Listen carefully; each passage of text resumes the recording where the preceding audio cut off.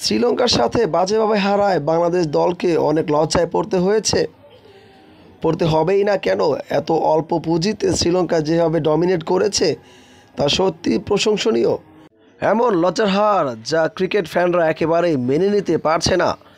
দ্বিতীয় ওডিআই ম্যাচে বাংলাদেশ দলের একাদশে বিপুল পরিবর্তন দেখা যাবে। সেই ক্ষেত্রে লিটন কুমার দাসের কপালটা পুড়তে যাচ্ছে। নাঈম শেখের অনেকদিন পর জাতীয় দলে ফেরা নিশ্চিত বটে। সব ঠিক থাকলে তামিমের সাথে ওপেনিংয়ে দেখা যাবে নাঈম শেখকে।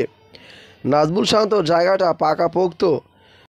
রান না করেও একাদশে থেকে যাচ্ছে তৌহিদ হৃদয়, কারণ মিডল অর্ডারে তৌহিদ হৃদয় এবং জাকির আলী অনেক ছাড়া এই মুহূর্তে থেকে বাংলাদেশের স্বীকৃত কোনো ব্যাটসম্যান কিন্তু নেই। গত ম্যাচে রিশাদকে না নিয়ে ভুলই করেছে টিম ম্যানেজমেন্ট।